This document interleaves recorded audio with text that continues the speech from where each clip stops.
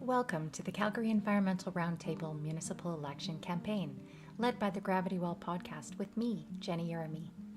The Calgary Environmental Roundtable, or CERT for short, is a nonpartisan coalition of environmental and climate organizations working together to ensure that water, nature, and climate are front of mind and that our members have an ongoing opportunity to shape the future of our city.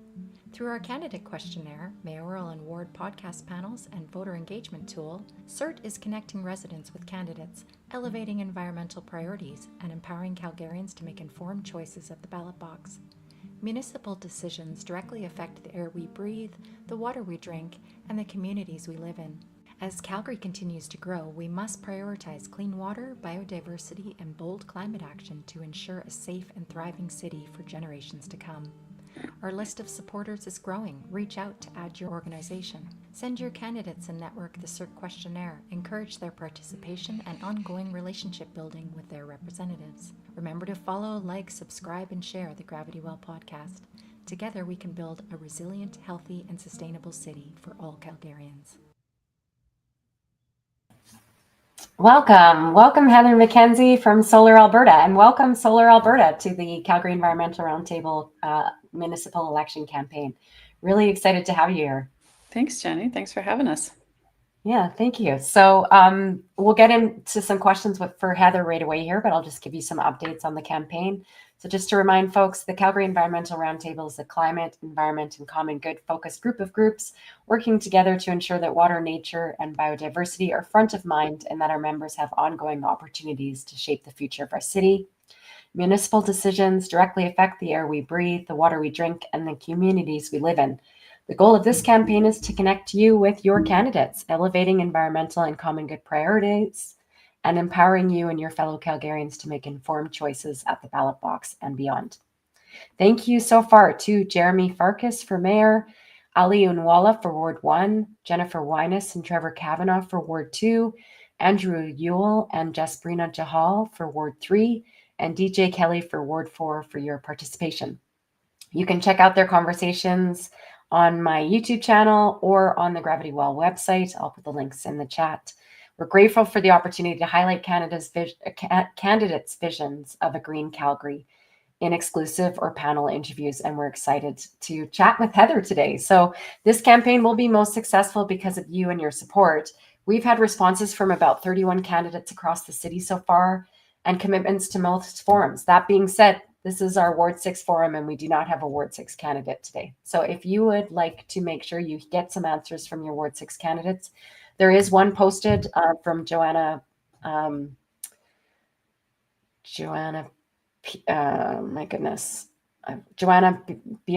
on the website. So if you want to at least check that out, you do have a candidate's answer there for you. But if you'd like to hear more from them, please use the QR code in the top right corner. Poke your candidates, get them to give us some answers, please. Okay, so we're going to use this time anyway to get into some of the questions I certainly have around solar deployment in Calgary and what that looks like. So why don't we start though, Heather, if you wouldn't mind just backing up and introducing yourself, what got you involved with Solar Alberta? Thank you. Sure, yeah. So I'm the Executive Director of Solar Alberta. We just passed my 5-year anniversary, so that was kind of exciting. And yeah, I guess what got me involved, my background is in community development. So I've been working in the community development space for quite a while, and I was really excited to get into the solar sector because, of course, it's sort of the one form of electricity that you can generate on your home or your business. And so it's very accessible to everyday Albertans. And I just love that grassroots sort of aspect that really lends itself to both electricity development, but also community development at the same time. So there's a nice blend and overlap there for me. Yeah, I'm really excited to be here today and answer any questions you have on solar, Jenny. Yeah, thank you. That's such a good point. Like I've had solar since 2015 on my home. And so it's just so interesting to think about the way that the energy system is changing. It came up in one of these conversations already that we're moving from more of a centralized energy system to a decentralized, like you were saying, this grassroots kind of opportunity. And and quite frankly, to use from just a user, becoming from a user to a producer. Yeah, being your own power plant. That's pretty cool, right? It's hard to do. You can't be your own natural gas power plant, but you could certainly be your own little solar power plant. So I love that, and I love that it brings that energy conversation to the household level. And I really think for broader climate action to occur, we do need a critical mass of people having those conversations around the dinner table about their energy consumption and ideally generation as well. And so that just sets the tone, I think, for broader conversations about climate action to occur. Yeah, absolutely. I think, and I did hear, we'll touch on this now. There's one of the candidates mentioned that there's some people selling solar panels that aren't necessarily, I don't know if the word is legitimate, but how do people know when somebody comes to their door to offer solar? What's their best way to know that it's the right group to be speaking to, or how can they validate that for themselves?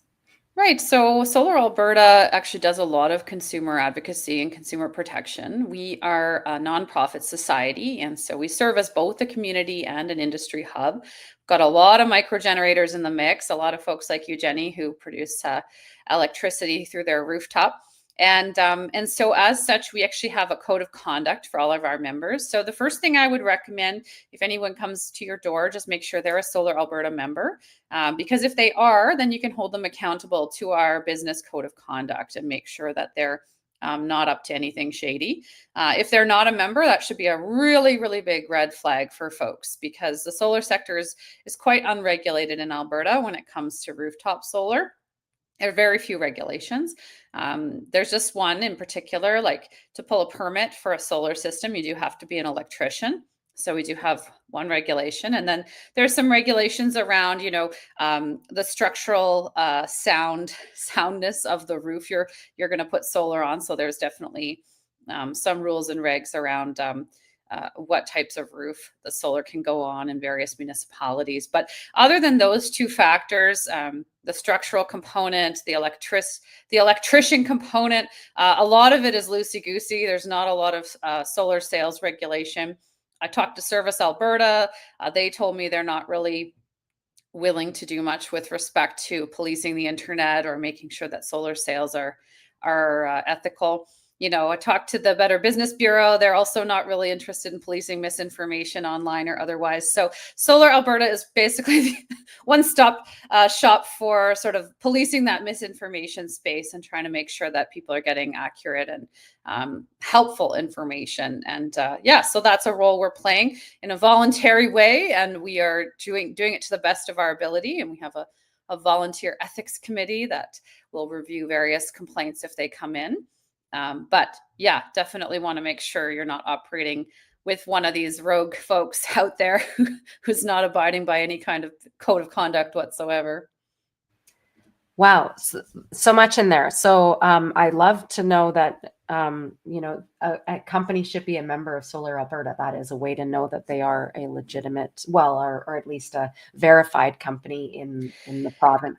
Yeah, to become a member, it's pretty easy. They do have to agree to comply with our code of conduct, but it does give us that accountability piece whereby folks can easily submit a complaint if they need to on our website, and then of course we can hold folks accountable. So we do have over 150 business members actually, and you can find them on our directory. And so if you see a company on our directory, then that means you can hold them accountable to our code of conduct. So it's not too hard to figure out if they're a Solar Alberta member. Maybe don't always trust them if they say they are. Check our directory at Solar Alberta, because some folks will pretend. Not only there are some companies out there that will pretend to be members who are not, but there are also some who pretend to be us. And they'll actually pretend to be Solar Alberta. So there is definitely some shady folks out there, and you do need to do your research and check out solaralberta.ca and actually look at our directory to make sure. But the other thing we always tell people is, like with any major purchase, you need to get multiple quotes. You should never drop $20,000 without getting multiple quotes. And that applies to solar. That applies to a car. That applies to any major purchase. You should just not be dropping that kind of cash without soliciting multiple quotes first. And that's the best protection for the public if they're really worried about the people showing up at their door. Also, you can certainly get quotes from door-to-door folks, but there are a number of members who don't do door-to-door sales.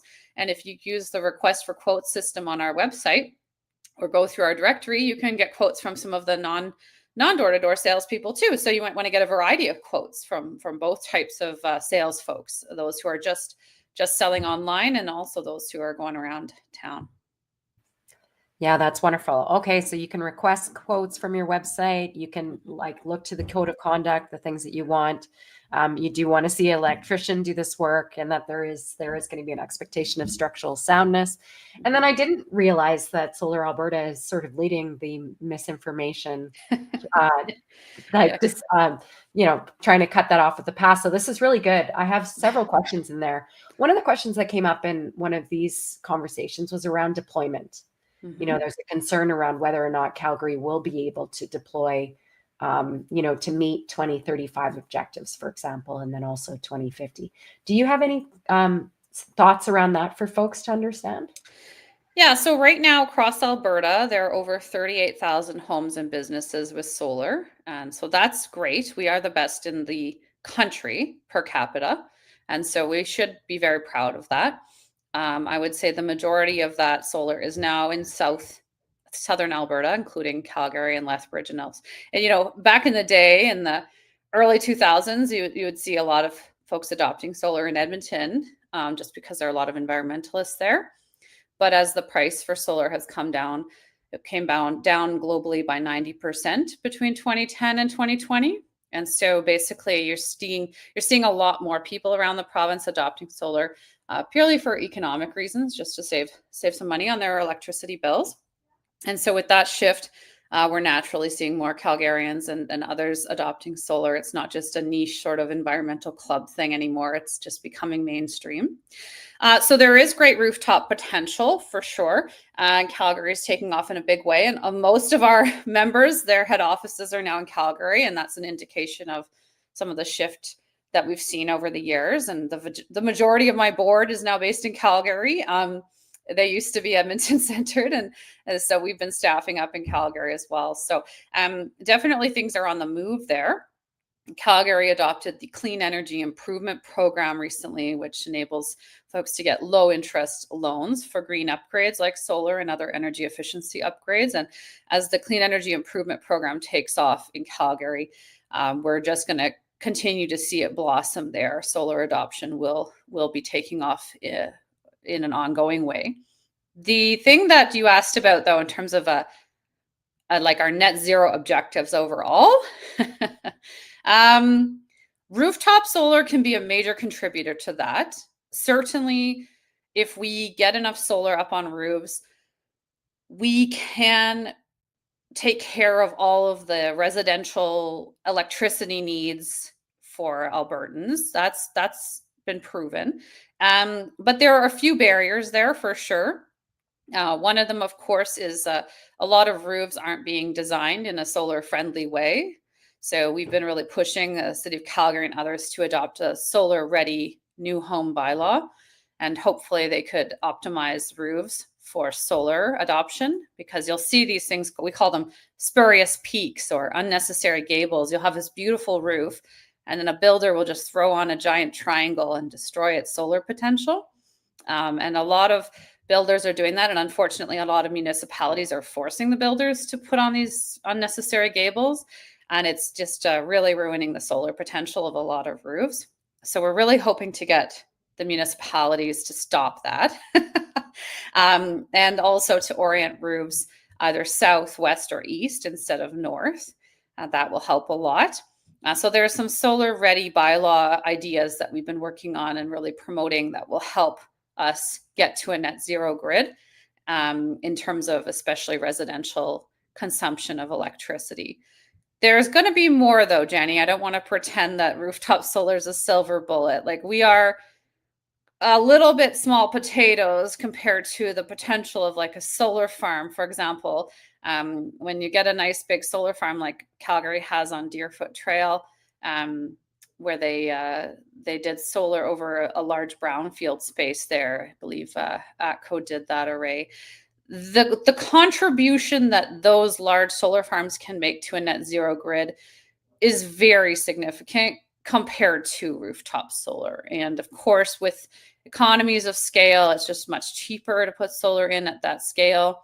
And so rooftop solar is a meaningful and important contributor to a net zero grid. We cannot go it alone. We absolutely need the solar farms, the wind farms. We need all those other components if we're ever going to achieve net zero.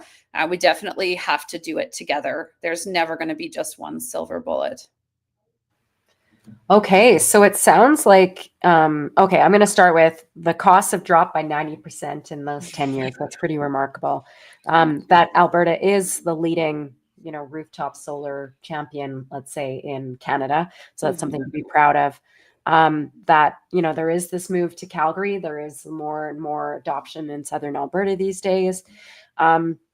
And that, this clean energy program is something that people can get after to help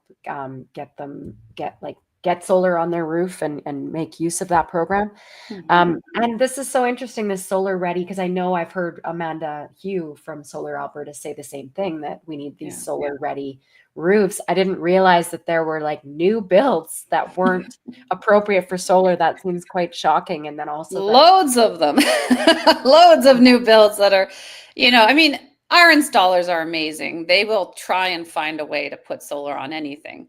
But sometimes it's like putting lipstick on a pig, right? It's like, and then once you put the solar on, if it's a really awkwardly shaped roof, it sometimes looks weird too. And we don't want that. We want the solar to enhance the community, right? We want it to look beautiful. And so for a beautiful optimized solar array, you've really got to minimize those rooftop obstructions. And unfortunately right now, whether it's those unnecessary gables or vents in random locations that are not necessary, there's a lot of obstructions right now that are contributing to not only reducing our solar production, but also making solar and roofs look uglier.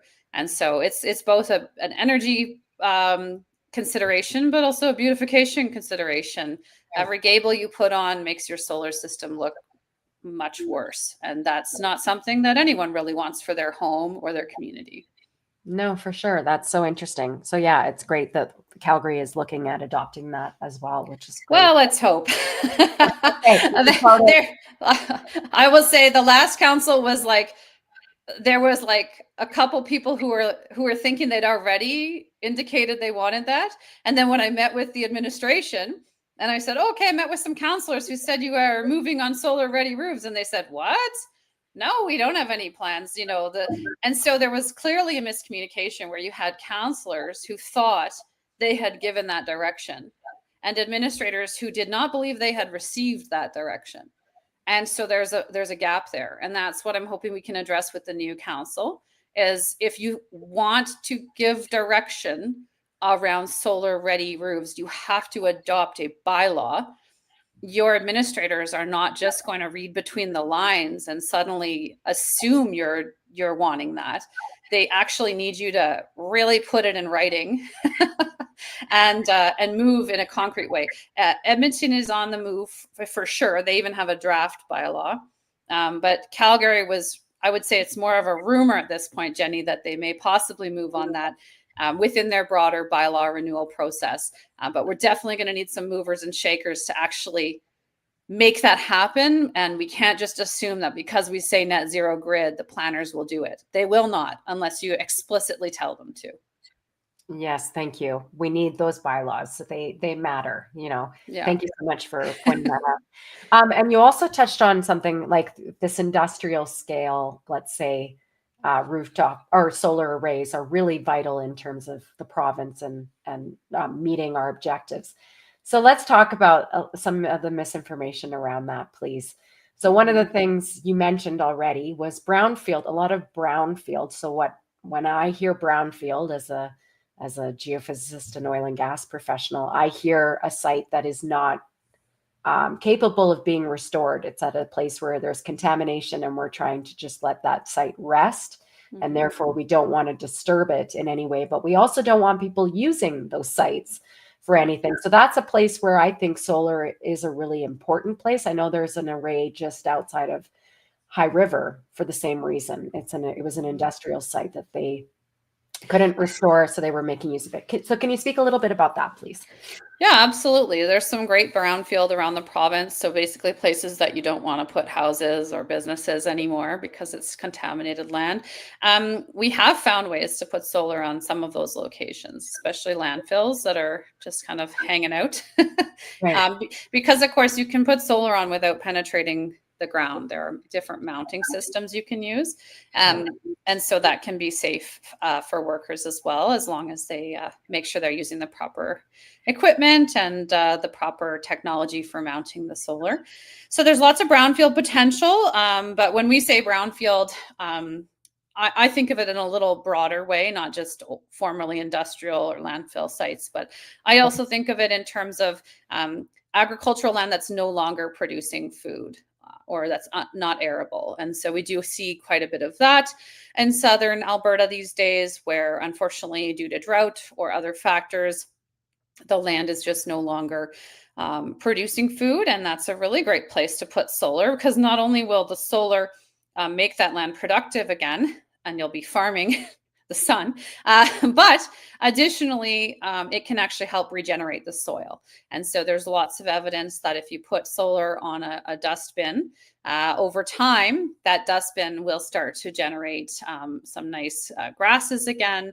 You can recarbonize the soil. You can get some sheep and pigs in there. It may never, I'm not going to pretend that a dust bowl is going to suddenly produce canola or something again, but you can certainly potentially turn it into grassland again that could be used for livestock of one kind or another, and really just regenerate that soil in a big way. And there are folks moving forward with that around the province to try and use solar in that regenerative capacity for some of our agricultural land that is no longer productive. So there's definitely opportunities, a wide variety of opportunities for those solar farms. And right now, there are a lot of provincial barriers, though, that are holding those up and that are undermining them. You've probably seen, the buffer zones that have been established in Alberta. So right now, you're not allowed to build any wind essentially from Calgary to the mountains. That's the buffer zone, is like 35 kilometers. So it's very broad. Of course, you're allowed to build mansions there, but you're not allowed to build a wind farm. And if you want to put solar farms in the buffer zone, you have to jump through quite a few hoops now. You have to do something called what's the word they use? Something to assess the beauty of it, the visual impact assessment. Of course, we don't do that for a natural gas power plant. So if you want to put a natural gas power plant between Calgary and the mountains, you don't have to worry about the beauty of that in Alberta. But if you want to put solar anywhere between Calgary and the mountains, then you have to prove that it will somehow be beautiful. And you have to go through this additional red tape. And so there's all these new rules and regulations that have just been recently applied that are really undermining our ability to grow the solar sector and also the wind, which is very compatible with solar. So that's really taking away from our net zero objectives right now. My members predominantly do rooftop solar. We tend to have a lot more of the smaller installers and other installers who are moving and shaking on the roofs, which is amazing. So they continue to move forward. But right now they're really having to go it alone because the province has stalled the solar farms, which are are also our sisters in the net zero objective here. So just a little background on that, which hopefully we'll have a Calgary City Council, which could actually advocate for an end to these buffer zones. And at a bare minimum, let's maybe treat all power plants the same instead of assessing the beauty of a solar power plant while leaving other power plants to go forward without any beautiful assessments. I don't even know the right word for that. Viewscape analysis is like, we've invented language here in the last few years. Yeah, I know exactly what you're talking about. I'm sure we could find the exact language, but yes, it's bizarre to think that there's derelict oil and gas sites between here and Banff, yet we can't put up a solar farm that would be something valuable, and certainly not as toxic. So can you speak a little bit about that? Because I was at a town hall in Okotoks recently, and there was a woman who got up and spoke about the toxic nature of solar panels. And oh, wow. yeah, Sorry, I shouldn't laugh. It's always interesting to me to hear the myths that are out there. So yeah, a solar module is just an electronic device. So if you have a solar module there, you have glass. The vast majority of it is made up of glass. So it's only as toxic as glass is. Of course, glass comes from the earth, so it's not exactly a toxin. So there's no leaching. There's nothing coming out of your solar. It's an electronic device. It is not like, even if, for example, you were storing solar modules, which of course there are very few in storage right now because they're warranted for 25 years and they last upwards of 40, 50. But let's say you were just stockpiling them for fun. There would be no leaching of anything because it's just glass and wires. And so you could literally just pile up a bunch of glass and wires, and I just don't think that you need to worry about leaching. It's also not like a tire. Let's say some people in Alberta will stockpile tires for recycling, and then you have to worry about tire fires, right? Because it's a rubber. We don't even have to worry about that with solar because it's glass. Like you can't even set it on fire. So anyways, there's just a lot of odd myths out there that are just not true. Solar does not require extensive amounts of reclamation. When people are talking about reclaiming solar farms, I always find that quite bizarre because, first of all, a solar farm will never dry up. The sun is not going away anytime soon. So you're not going to run out of sun like you run out of oil. So the need for reclamation is very minimal. But even if someone decided they wanted to move a solar farm and they didn't want to be there anymore, just move a solar farm. Like, you just disassemble it. The land is not touched. The only thing that would happen is if you remove the solar farm, the ground underneath it might be storing more carbon when you leave. The ground underneath it might actually be more nutritious when you leave. So there's really nothing to reclaim there. You just need to move the materials. But then who would move the materials? Because why on earth would you bother if you have this beautiful location and it's generating electricity and you have these modules that can last for 40, 50 years? Like, why on earth would you even, at the most, what people will do is they might swap out some of the older modules for newer ones just so they can generate more electricity on the same amount of space. We're not going to see orphaned solar farms in Alberta. It's just a weird, the way we talk about it, like an equivalency with the orphaned wells. I'm like, that is a very odd way to think of a solar farm. Well, but I think this is back to your point about the not even, I wouldn't call it misinformation. I'd call it disinformation. I think there is an active effort of people to believe these comparisons, because they, what I hear, because, being a liability expert, I hear a lot of landowners saying, well, we have all these derelict sites. We don't want to do this again with solar. You know what I mean? We want to learn lessons from the oil and gas sector, and there are lessons to be learned, but this is not one of them. This is not one of those spaces. There are important lessons to be learned. For example, over time, we've learned that when you set up an oil and gas facility and you march people in from around the province in a short-term way to work on a project, and they're all living away from their home and they're living on a work site, in some ways that can be detrimental for that person to be away from their family and home, and it can be detrimental to the community to have so many people coming in and out who aren't committed in the long term. So yes, let's learn that. And when we do set up work sites for solar farms, let's think similarly. Okay, how do we keep these workers still connected to their community and their homes? And how do we set up these work sites in a way that's positive for the community around it?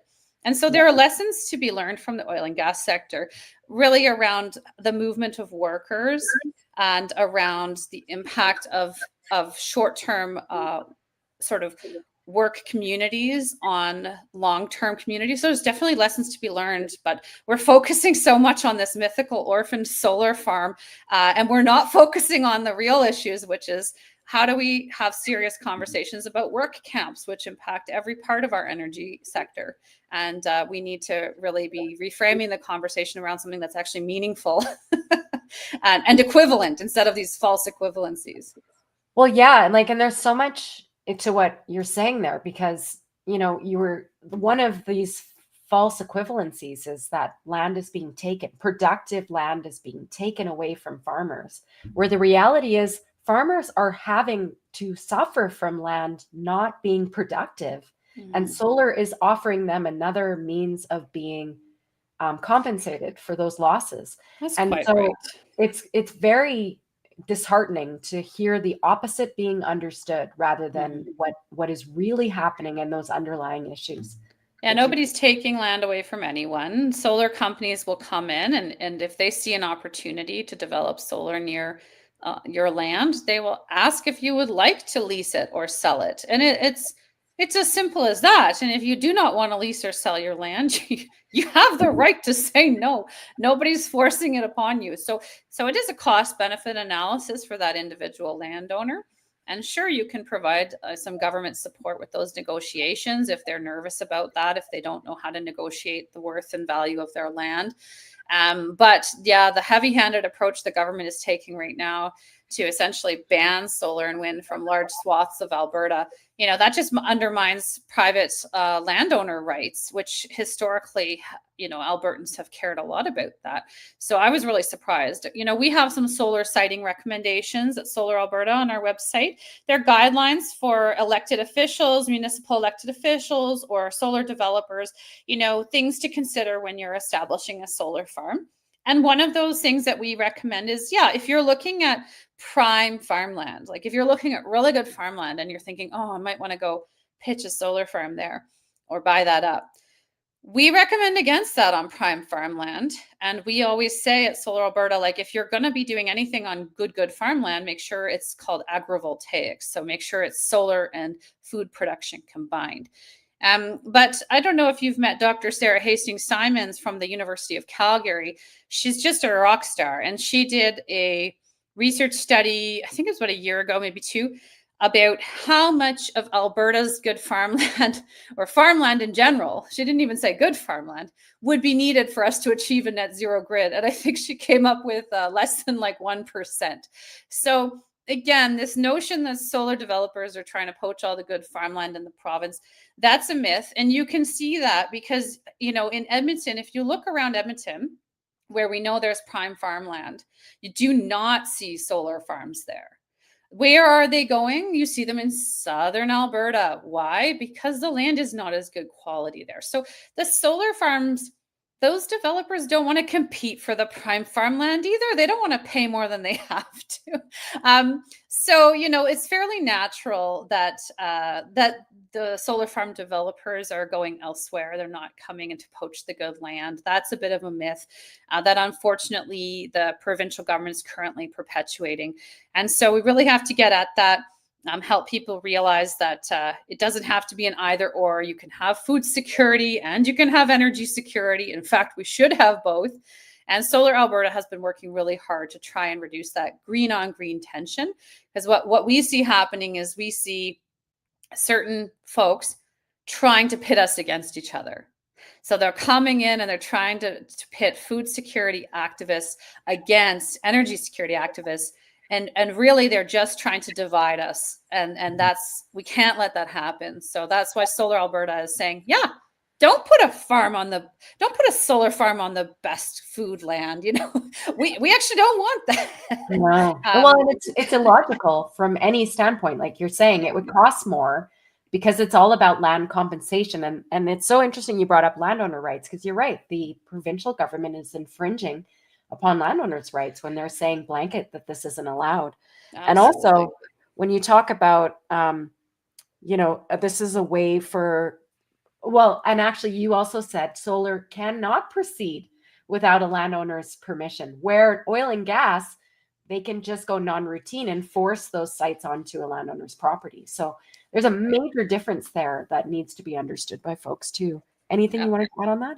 No, and I appreciate you adding that oil and gas context, because a lot of Albertans don't realize the context with which people are adopting oil and gas facilities on their farms, and it's not always by choice. That's right. And then, yeah. and I mean, the you could say, sometimes you could say no, but then they'll just pipe under your land, right? Well, that's what I was just going to say. I met with a landowner recently who had his well completely, like it has gas coming, like he can light his tap on fire. And it was from his neighbor accepting a frack well. So he can't even do anything. You can't even control that. Yeah, it's so frustrating. And what I would say though is we do have a webinar on our YouTube channel, loads of free webinars. One's called Solar the Good Neighbor. And instead of kind of bashing oil and gas, which we try and avoid doing, what we do is we talk about some of the nice things about solar. Did you know that if you have solar next door, there is no smell? Right. There is no sour smell. And only Albertans would know what we're contrasting that with, right? Right. Did you know if you have solar next door, you don't have large trucks coming back and forth because solar doesn't take much to operate. You don't have these big, massive trucks barreling down your rural road, because once it's set up, it's just given her, it's doing its thing. The operations are happening virtually. You don't even have to drive those big trucks up and down. So it's actually a very good neighbor. It's a quiet neighbor too, doesn't make any noise. So, you know, we tried to have our wedding at my in-laws' acreage, and we planned it in the front yard. And then lo and behold, the neighbor threw in some oil and gas wells while we were preparing for the wedding. And it was so loud, we had to move it to the backyard. And we opted for the cows on the other side. So there's a lot of mooing in our wedding recording. We opted for the cows over the sound of the pumps, right? And so so that was interesting. But solar's not like that. You know, it's not making noise during your wedding ceremony on your acreage. It's just sitting there. So it's good. It's a good neighbor in many ways. But I know, given the number of really tragic accidents that happen in rural Alberta because of large semis barreling down rural roads, from my perspective, the fact that solar doesn't require any of that type of coming and going makes it a far superior neighbor to most rural landowners. Yeah. And so this truck situation, I was just in a town hall. We're trying to help people understand this mature asset strategy that our provincial government is pushing right now, all around derelict wells and making sure that they get cleaned up, but not from a perspective of landowners, from industry. Mm-hmm. So there were landowners in the room talking about how those trucks are water. They're fresh water. You know, there's big pits being dug out in Ponoka and massive water trucks carrying our fresh water to frack with. So I know that's not your expertise, but I do want to touch on water. We talked a little bit before we went live here about the difference between solar and wind, say, and other energy sources with respect to water. Yeah, no, it's a really important topic. Often people think, well, what does water have to do with solar? But it is quite relevant. So there's a lot of folks going around town saying, okay, forget solar and wind, you know, let's do natural gas, and then we can convert it all to hydrogen, and then eventually we can get to green hydrogen. Well, the first thing I've learned about that approach from hydrogen experts, and these are not biased people, these are proponents of hydrogen. They've explained to me that you can't just quickly convert natural gas infrastructure to hydrogen. Actually, you need different infrastructure. So don't, you know, and there's a lot of council candidates across the province who don't realize that. Somebody has told them, throw in natural gas and you can just like snap your fingers and that'll be good for hydrogen. No, that's not true. You're going to have to do conversions. So you've sunk those costs in those assets, and you're not going to be able to use them for the hydrogen. So that's the first myth I've heard. The second piece is around green hydrogen. And we love the concept of green hydrogen globally. I don't have any issues with that globally. But the local reality is hydrogen requires a lot of water. And we don't have a lot of water in southern Alberta. So because we don't have a lot of water in southern Alberta, even though we have solar there, we're not going to have green hydrogen there. So we can't just avoid putting solar on the grid and wait for this, day in the future where we somehow are heating everything with green hydrogen. That day will never come. We have to actually heat our homes with the solar directly. Don't wait around for the hydrogen. We don't have the water for it in southern Alberta. No, absolutely. And to your point, the reason why the equipment needs to be upgraded is because hydrogen is highly corrosive and can cause that infrastructure to be quite dangerous. And that was one of the things that did come up in some of these conversations, is around hydrogen transport for buses. And to me, it is not only is it, like you said, it uses, from what I understand, something like 30 times the energy to generate hydrogen than it would to just be using natural gas on its own, for one. But then also it creates this dangerous system that can be highly explosive as well. Interesting. Yeah, I didn't know that. I just knew that I'd heard the notion of green hydrogen in Alberta specifically is a mythical notion. And again, I don't want to get into the global conversation, because I do believe there are places where it's going to make perfect sense. This just happens to be a place where it makes more sense to throw your solar and wind electricity straight into your grid or straight into your operations, instead of having a sort of an intermediary. And if we need an intermediary here, well, then let's get the energy storage through batteries. And we know that there are some really great innovations on the battery front. The battery energy storage conversation has really exploded in a big way in recent years. And so we don't have to just sit around and wait for this green hydrogen thing to happen. There are solutions that are ready now and then don't require all of these other transitions to occur. So yeah, again, not trying to bash any type of energy form. And I do think we're going to have a nice big combo of everything globally, but we just have to look at what's most locally relevant. And everybody who lives in southern Alberta knows what? Two things. It's sunny and windy. So what does that tell you? We need to go with what we're good at. Yeah. Use what we have readily. Yeah. Like, we are the sunniest place in Canada. Oh, yeah. When people talk about that, oh, well, you can't, in the winter, there isn't possibly enough sun. Yes, there is. Like you said, the math has been done. We just adjust. There's some scaling in the industry too. There's a reason why we feel like oil and gas is so reliable. It is because we have so much of it that we don't understand the downtime that's happening within the system that we don't even see, right? We don't see it. The other thing we have to remember, and fortunately our premier is actually starting to have conversations about this for the first time, but I did hear her speaking recently about better transmission interties with BC. Apparently she and Premier Eby have started that conversation. And I hope that we go further, because as we develop our solar and wind and battery resources here in Alberta, it will be very important to be able to put some of our excess electricity on BC's grid in the summer, and to be able to draw some of their hydrogen electricity in the winter.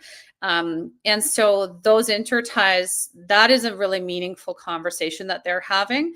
And I wish we could focus more on those really meaningful conversations than some of the distractions, such as all these other conversations about, things that are sort of fanciful and maybe not locally relevant. But those interties are very locally relevant and will contribute to incredible grid stability, and also our ability to export when we are overproducing. So I just think we're starting to have some of the important conversations, but they're taking a little longer, and we're getting really distracted by some things that are really not locally relevant. So right. Yeah, I think, yeah. So I'm just going to reiterate what you said here. The hydrogen, and, we were even talking about AI centers. So it went from hydrogen, all these hydrogen projects in an area where there's no water. And now we're talking about potentially AI centers in the same area, same issue, same problem. And so to me, the way you get around that is to do those big solar arrays like you were talking about on those industrial scale. right? Yeah, and you're seeing that happen around the world, especially in places where they don't necessarily have the grid capacity yet for the AI centers. Some of the centers are just coming in and doing their own solar farms to provide electricity for their operations. And so, we need to think about how we can facilitate that here if we're going to allow for AI to be operating, because it is going to be a big drain, and we do have to make sure that we're protecting our grid for our residents as well. And so, we're going to need those solar farms, not just to create a net zero grid, but also to meet that increasing demand. AI centers will increase the demand, but also, as we're seeing, and I know a lot of Albertans don't love talking about it, but the electrification of travel is upon us. It's happening. It's happening a little slower than we expected, but when I saw the first Ford Lightning hit the streets here in Alberta, I was like, okay, we're moving, because if the trucks are moving to electric, then Alberta is going to start moving. So we're going to see the electrification of transport in a big way, especially for individual Albertans. And that will come with it more electricity demand, greater need for us to be putting more solar and wind on the grid. So this is not the right time to be stalling the development of those projects. As a province, we have to be pushing forward massively, not just for net zero, but for increased electricity consumption in general. Right. Yeah, I know that China has made a big move recently to go right directly. Well, they do have an LNG market for large transport, but they are focused on electric large transport as a future perspective. And that means a big shift for Alberta, because we have a lot of LNG capacity between us and BC. Well, China is amazing. If anyone looks at their recent stats, I mean, gosh, they're way out ahead when it comes to solar and electrification and all these good things. I know they still have coal on their grid, and obviously they've got room to improve as well. But it is fascinating to see how rapidly they're changing. And sometimes I worry that we are not keeping up. We are falling behind. And I think that's too bad, because we are, supposed to be this energy superpower. And why wouldn't we be wanting to be out ahead on these matters related to energy? Agreed. Yeah. And the other thing you talked about too is the deployability. Like, to be able to deploy a solar and wind farm today is not a challenge. Whereas to deploy, even call it an LNG facility is a massive undertaking. That's, 10 years in the making kind of thing. These are things that matter in terms of our ability, like you said, to keep up with the rest of the world. Agreed. Yeah. Well, Dr. Sarah Hastings-Simons was on our solar show a couple of years ago, and I think she said that with the technology we have today, we could get to a 90% net zero grid in Alberta. There are some components that will require a bit more research time and investment, for sure, but that doesn't need to be the majority of our grid. We have the wind, we have the solar, we have the storage to get 90% of the way there today. So any of these things that are far out there, it's fine for someone to be working on that. I don't think the majority of us need to be working on that 10%. Right. I'd say the majority of us should be working on the proven technologies that are already the most cost effective as well. Solar and wind are the cheapest form of new electricity on the grid. So why wouldn't we? Plus, they bring the cost of electricity down for everyday Albertans, because they don't take much to operate. It's so cheap to operate solar that every time you are taking electricity from a solar farm, it's bringing the electricity price down for Albertans, which obviously should be a huge win for all of us. So from that affordability perspective, I also hope we continue to allow cheap forms of power to be generated in Alberta. Right now, there's an important Pembina report out that shows that, unfortunately, Alberta is prioritizing expensive forms of power over affordable and cheap forms of power with our new electricity system. And I think that's a real disservice to a province that, just like every other Canadian province, is struggling with affordability issues right now. Agreed. Yeah, like you were saying there, that we're focusing on the 10% rather than focusing on this 90% opportunity that's right in front of us that will help us do all the other things we want to do in the future. Mm-hmm. But yeah, it's like we're doing things in the opposite order completely. Yeah, well, and the other thing is, if we don't, let's say let's say we don't really want to do much for the 90%. Well, even if we just left solar and wind alone, they would actually do the heavy lifting without us. So when Jason Kenney was in office, he didn't really touch solar and wind much. He just kind of left them alone. And we just saw massive growth in the solar and wind sectors. And they were just giving her on their own. The private sector was doing it. They were going to push us towards our 30% renewables by 2030. We were going to hit it early. I even stopped talking about it because I was like, wow, we're going to hit our 2030 goal so early. This is ridiculous. And then, of course, with the moratorium on wind and solar in 2023, and now these extremely regressive and heavy-handed government regulations, Right. what we're doing is we're actually getting in the way of private investors getting us to a 90% net zero grid. We're actually impeding their development. So even if, as a society, we don't feel like focusing on that 90% net zero grid that we could get to in short order, all we're asking for is just to let the private sector get us there and stop getting in the way, because they were taking us very quickly in that direction, just through the natural state of the market here in Alberta. Yeah, it's wild to think of not allowing the free market to reign in this space is really surprising. And the challenge I see is these other opportunities, these more expensive priorities that they're making are struggling. Like I was saying, they were very clear. Water Smart did a analysis showing that most of the projects were where there is no water available. So we're wasting time on things that are not replacing at the same scale and level and speed as well. Yeah, it's sad that we're undermining solar and wind right when they're on track to contribute so meaningfully to our grid. And it feels very un-Albertan, just as someone who happened to be born and raised here, I just never dreamed we'd have a heavy-handed government come in and impede private investment and private landowners from making deals with solar and wind developers. Like, that just feels so un-Albertan. And I'm just kind of floored. I think a lot of us are just so caught off guard. It's like, where the heck are we? Like, this doesn't seem like the Alberta way. And yet here we are with this heavy-handed regulatory approach impeding growth and development of our energy sector. And again, heavy-handed in the energy sector blows my mind. I'm like, what? I guess that leads into another misinformation area, which is around subsidies.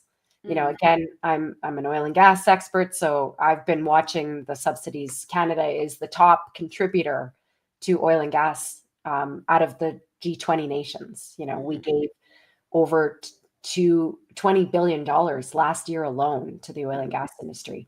Can you speak a little bit about subsidies for wind and solar? Is that something that, aside from, the personal use, is there major government subsidies? Or you were just saying that the private industry was doing this, I'm assuming, without any subsidies. That's right. Yeah. So the investment that's happening in wind and solar in Alberta is without subsidy. And that is at the solar farm level. So you're not seeing in Alberta, unlike with the pipeline, what we got the feds to buy, we're not getting the feds to buy us any solar farms or wind farms. So it's a very different context. It's absolutely investors making that happen, and they're developing partnerships and sales agreements with various companies to get their financing in place. And then at the local level, there are a couple grants available across the province. There are none in Calgary. So Calgary has never had a grant for solar that I'm aware of. They've never provided any subsidy for individual homeowners or businesses that I'm aware of. There is one provincial grant right now for industrial and commercial facilities. It's called the SEMI program. It's run by Emissions Reduction Alberta. Again, that's not really provincial money, though. There's, I think, 15% provincial money in there, probably from the TIER fund. And then the rest of it's coming from the federal government to provide a solar grant or rebate for industrial and commercial facilities in the province. But again, that rebate, like, you could call it a solar subsidy, but who's benefiting from it? It's all the other industrial and manufacturing facilities in the province. So it's really a subsidy for them, not for the solar, right? And the only other grant that exists province-wide right now is the Municipal Climate Change Action Center has a grant in place for municipalities to adopt solar on municipal buildings. And the intent of that is not really a subsidy for solar so much as they're just trying to make life more affordable for Albertans so that we're not paying as much to maintain and paying as much for the utility bills on our municipal buildings. So it's more of a subsidy that's generalized and beneficial for all Albertans through the fact that we will pay less taxes to go towards utility bills for municipal infrastructure. So those are the two grants that are available right now. Some cities around the province, Airdrie does have a grant in place that accompanies, or a rebate in place that accompanies their clean energy improvement program to allow more residents to adopt solar and other energy efficiency upgrades. So, but that's a small municipal rebate. City of Edmonton has a rebate for multifamily homes to adopt solar because they're trying to bring the utility bills for rentals down because they want renters to be able to afford their utilities more. And so there are some around the province, but these are very tiny, often very specific and targeted grants and rebates. Right now, the primary incentive in place, as I mentioned to you earlier, is the Clean Energy Improvement Program, which is not a grant program. It's not a subsidy program. It's just a loan program. And actually, it's loaned with low interest. So municipalities will be getting often around 3% interest back. So in some ways, they're actually going to make a little money off the solar, right? So yeah, no, it's a fairly unsubsidized area. And part of that's because solar's just become so affordable. I talked about the 90% price drop between 2010 and 2020. But I think I heard Dr. Sarah Hastings-Simon say the other day that if you look at the price of solar between the 1990s, I think she said, and now the price has dropped even more. It's like 99% drop or something. So it's really, really quite affordable. There are still people who can't afford solar. And so that is why you have these clean energy improvement programs in place so that even people who don't have upfront cash or capital can still get solar. But certainly when you see subsidy these days, it's much more targeted typically for lower income people or just trying to make sure that that the opportunity to have solar is available to more Calgarians and accessible to more, so that it's not just a niche few who get to access it. But yeah, solar farms are largely unsubsidized in Alberta and have been for quite some time. Thank you. That was fabulous. Any other things in terms of the misinformation world, or any other, points you want to hit home in terms of either where Calgary's at or on solar itself? Well, I just wanted to say that Calgary's come a long ways in the last 4 years or so. They've really come along on the solar front. We did recently launch some report cards, which are on all the different municipalities. And I'm not going to lie, Calgary did fail in the report card. But everyone except Edmonton failed. And so it was a tough year at Solar Alberta. We don't give anyone an easy grade. But what some of the things we're really impressed by in Calgary, there's a priority permitting process for green buildings that we would like to see maintained. They do have the clean energy improvement program for residents, which is nice. There is some ambition, some accountability happening around net zero goals and things of that nature. So there are some things that are going right in Calgary that we'd like to see continued. The places where we'd like to see some improvement with the next council really are around the expansion of the clean energy improvement program to include commercial facilities, so not just for residential. Edmonton includes commercial, and that's what's enabling Edmonton to get a passing grade on our report card. So Calgary could be passing in the near future if they adopt a commercial low interest loan program as well. We'd also love to see Calgary actually develop their solar ready home bylaw. If they started making new homes that are solar ready, that would pull them up significantly on our reporting. And of course, if they put in some rebates especially for low income Calgarians, we would really, really support that, because we want, at Solar Alberta, we want solar to be really accessible to all Albertans, not just the wealthy few. And so, yes, it's nice that solar is not a heavily subsidized space, but for low income folks, we do think some rebate programs are very worthwhile. And we would hope Calgary could explore that, because I know Calgary is trying to lean into equity, but they're just not quite getting there yet. So that's another piece on our radar that we're watching for. Amazing. Thank you so much, Heather, for doing this. So yeah, we had a little bit of surprise today. I appreciate you being flexible and diving in on a conversation that I really am glad to have heard. I think there is a lot of things that people don't understand with solar, I being one of them. I've heard this comment around solar recycling, and I've totally thought about my, portable calculator that is solar powered, that's still in operation and that I've had since I was a child, and thought this is not something that's scary, but it's interesting to hear it's just glass. Like, it is just like the vast majority of it, 95% of a solar module is recyclable, but we rarely even have that conversation, because you can reuse the heck out of these things. And so it's just amazing. There is a solar module on my roof today. Hopefully it won't, but it could theoretically outlive me. So right.